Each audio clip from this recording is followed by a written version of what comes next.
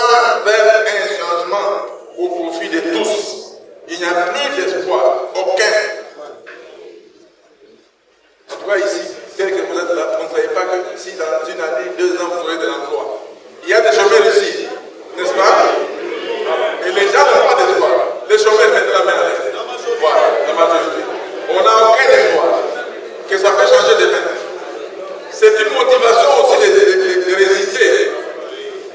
On fait partout ici le boum boum, on fait des promesses. Quelqu'un a écrit 250 promesses.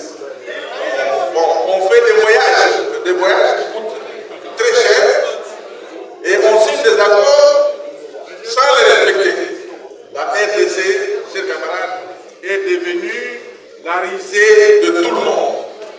Cette perte d'espoir d'une quelconque amélioration est notre leitmotiv pour s'inscrire dans la résistance.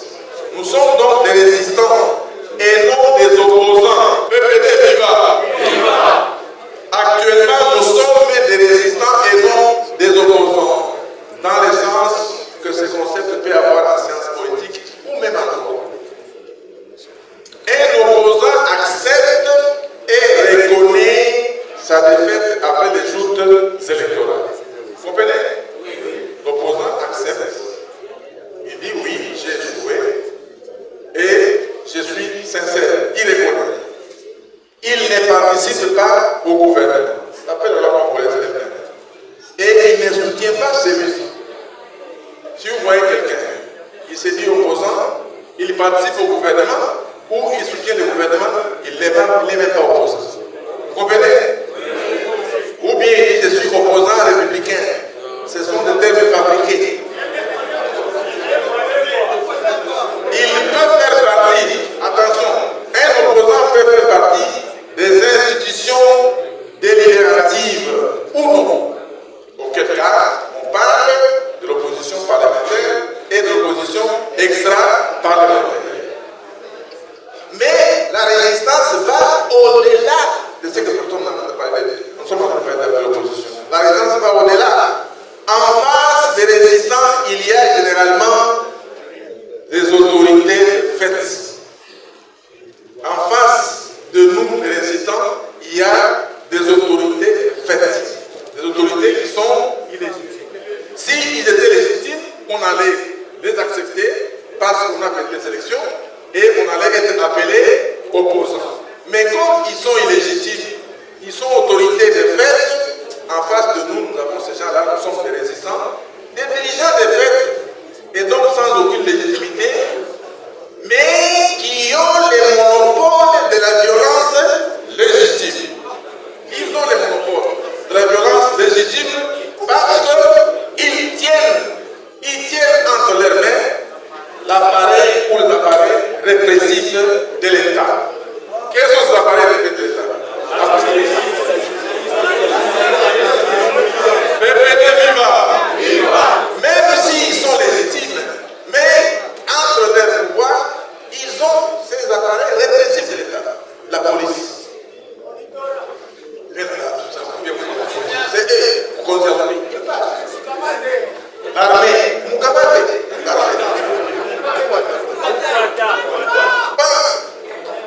ils ont également les services de sécurité. Ils ont la justice. Même la justice militaire.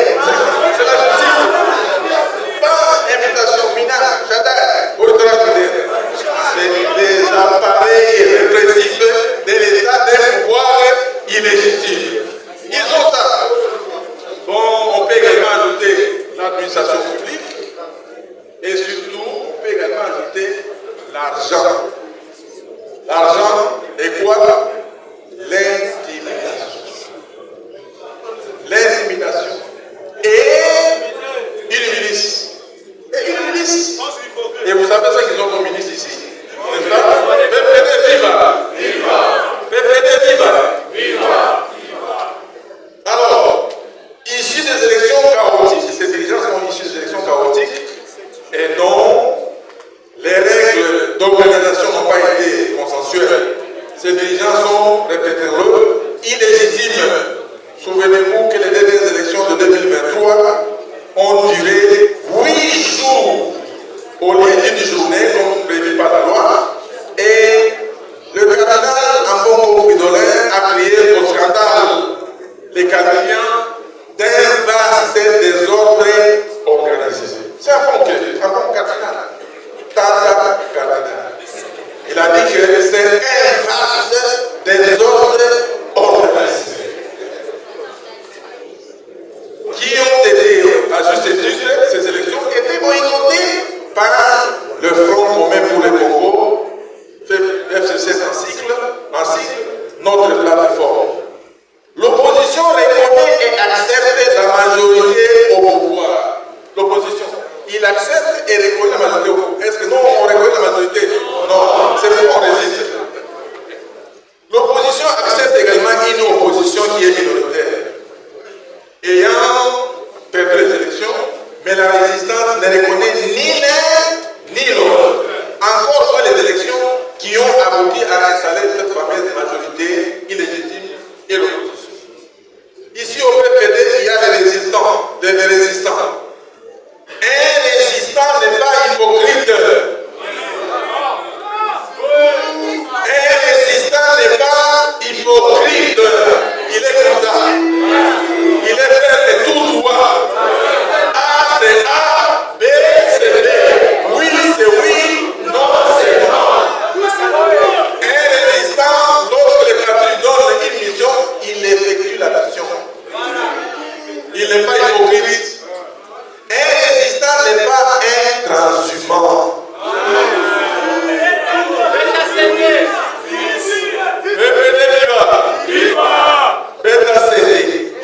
Transhumant. Il est au PPD, des méchants, après des méchants. Non, il n'est pas résistant. Les transhumants, enfin, les résistants ne succombent pas, je vous ai déjà dit, à ce qui attire. Les résistants, c'est un patriote. Attention, ne prenez pas ça de nous au hasard. Il faut dire, est-ce que je suis résistant ou pas? Il est patriote. Il défend son pays. Et il se bat contre les antivaleurs. Les résultats défendent des idées. Il défend des convictions. Des convictions. C'est un homme formé et les enseignements idéologiques reçus constituent sa protection. Tu ne peux pas m'appeler résistant si tu n'as pas une formation idéologique. Jamais. Tu fais du folklore, de la blague, parce que là, il n'y a rien. Les enseignements idéologiques reçus, c'est votre protection, c'est votre bouclier. Bouclier, pour ne pas juger. Vous voyez, bouclier, bouclier. Quand on vient vous tromper, on trouve le bouclier là-bas. C'est difficile. On vous dit non, à votre course. Il est armé idéologiquement, il ne peut pas mourir idéologiquement. Il ne peut pas être opportuniste. Bref, suivez-moi très bien. Bref, c'est un homme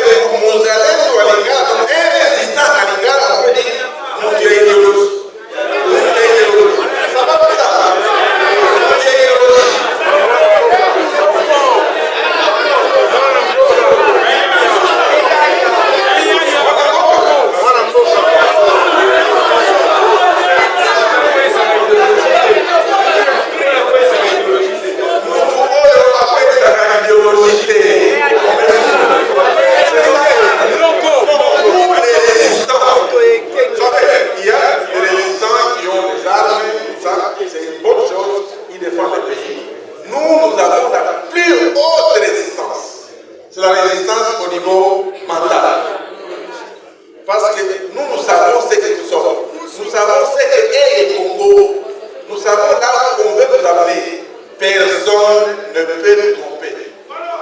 Vous voyez, en Lingala, au lieu de dire vous allez nous, bien pédagogie, on fait des trucs intercontraires. Yuma. Donc, il y a un ce n'est pas ça, il y a quelqu'un par exemple qui est isolé. Pas il y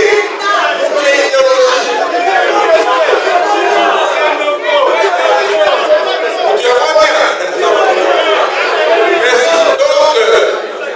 un résistant, on ne peut pas le tromper. Les dirigeants de ce pays qui n'ont plus de discours, ils n'ont que des mensonges et de la manipulation. Au lieu de rendre compte de leur mauvaise gouvernance, nous les voyons, un membre du gouvernement qui passe son temps à aller à l'intérieur, il laisse son ministère sans travail et il ne parle que de Kabila. Il ne parle que de Kabila. Oh, Kabila Moukono. Est-ce que ça c'est vrai? Oh, Kabila est-ce que ça c'est vrai? Un membre du gouvernement. Alors, s'il dit ça devant la résistance, et qu'on peut arrêter. S'il dit ça devant la résistance, ça n'entrera pas. Parce que tout ça, les vrais Ouazalais sur le plan mental, les armes de la résistance. Alors, mon nom, oh ceci, oh M24, M23, patati patata. La résistance du PPD est menée action à travers la dénonciation. On dénonce à travers l'information. On informe. Et à travers la formation. Mais quand on dénonce, quand on est dans la résistance, il y a aussi des risques. Il y a les risques. Les risques des actions de résistance, c'est vraiment l'apanage du travail des dictateurs. Quand on est résistant, il faut s'attendre aux arrestations arbitraires. On a cité les nazis. On a arrêté les choses. Il faut s'attendre aux intimidations de chaque année. Les invitations sans motif, le harcèlement, les confiscations des passeports, pas de liberté de circuler, exil forcé pour les uns, que le régime semble, donc, on sent que le régime a déjà sombré dans les compétences et l'immobilisme.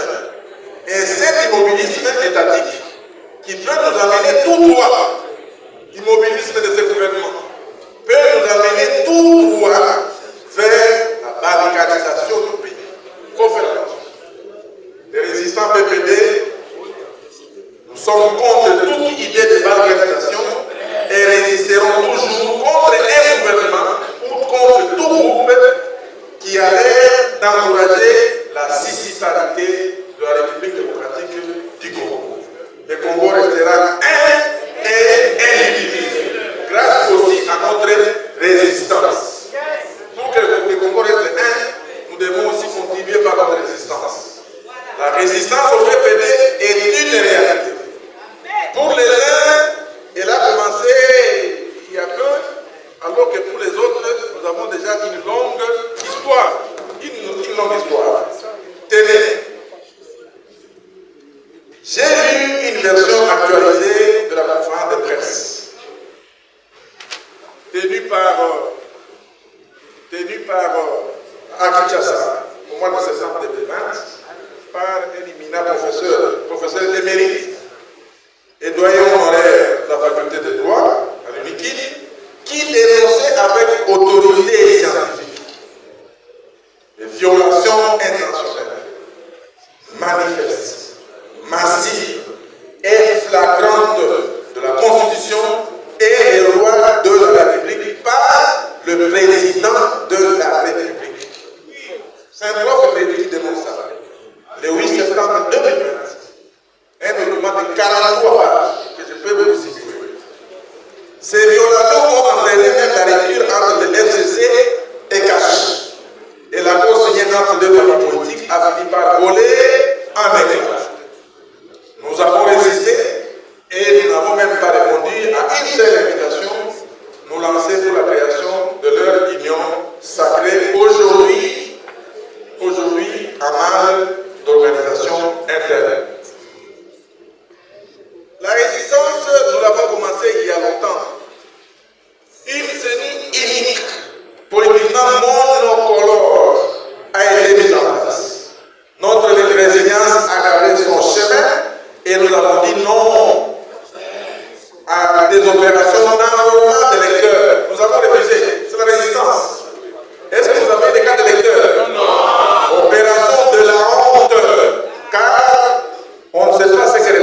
54 électeurs aujourd'hui. Est-ce qu'il y en a encore? Il y en a même, il en est de même d'une cour constitutionnelle dont les juges ont été nommés sur base d'une certaine catégorie, d'une certaine poterie qui ne dit pas son nom, juste à organiser des élections chaotiques boycottées par les résistants patriotes. Résistance, il y a également une transhumance inédite des parlementaires congolais.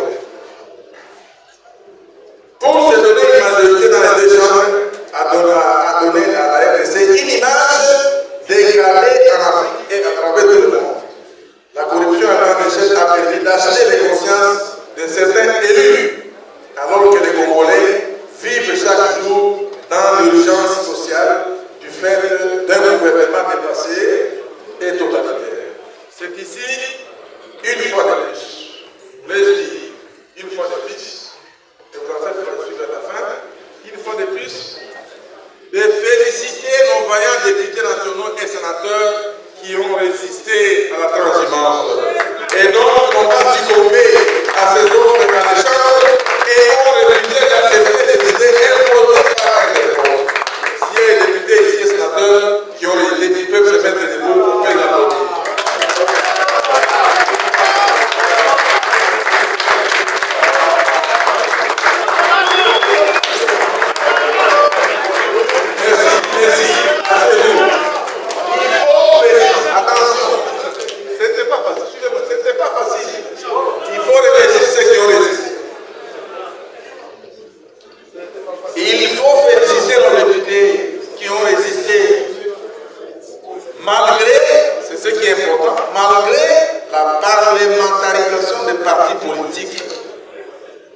Avec la participation au débat parlementaire. C'est quoi? Vous savez, au Parlement, au début d'une législature, les élus de la majorité et l'opposition se regardent comme des chefs de préférence. Ils se regardent comme des ennemis. Au début, là, majorité et opposition, ils ne s'aiment pas. Mais après quelques temps de participation aux travaux parlementaires, ça crée ce qu'on appelle la science mot, la civilité parlementaire.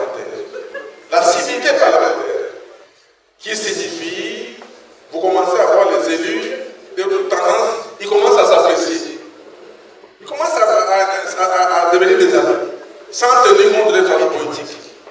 Ils commencent à avoir un respect mutuel qui s'instaure entre les députés de deux familles différentes. C'est la camaraderie qui se le fair play. Ce fair play là. La camaraderie. Pour ceux qui sont parlementaires, me comprennent. Tout ça, ce qu'on appelle la civilité parlementaire, on peut s'en douter, qu'on peut emporter les députés à changer et à faire la transhumance du fait de la connexion établie avec les autres députés. Est-ce que je veux? Non. Ils sont devenus des amis opposants à la majorité. Au début, ils ne se parlaient pas, mais après quelques temps, les débats, les commissions permanentes, ils se parlent, ils deviennent des amis. Mais l'autre, il est pas opposant, il peut attirer l'autre. Il y a 4 côtés. Côté, Zapier, tout ça. Ça, c'est nos députés ont résisté à tout ça. Les députés et sénateurs du PPD et donc avec ceux du FCC étaient entre le marteau et l'enclume, comme on le dit souvent. C'est quoi?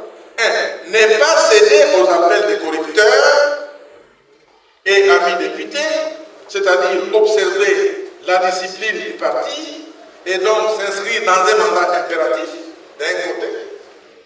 Je ne sais pas si vous avez compris. D'un côté, donc vous avez, je ne cède pas aux appels des corrupteurs. Je respecte la discipline du parti. Je respecte le mandat, je dis bien impératif. C'est-à-dire, on vous dit, faites ça. Les partis vous disent, je suis dans la discipline du parti. D'un côté. Mais de l'autre côté, il est député. Il est député. De l'autre côté, il doit travailler comme élu. Il doit travailler comme élu. Et cela selon l'encadrement d'un droit parlementaire. Contenu, des droits parlementaires contenus dans les règlements intérieurs de la Chambre, qui est l'instrument juridique par excellence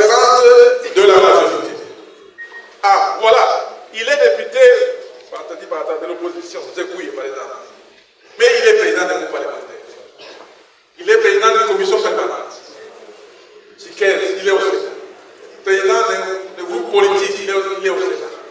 Mais il doit travailler selon les règlements, selon les droits parlementaires. On dit venez à 10 heures, il ne respecte pas là-bas. Alors, et quand on est là-bas, il y a aussi des avantages. J'étais aussi président d'un groupe parlementaire, et au même était président. Je ne mens pas, moi je parle de la pratique.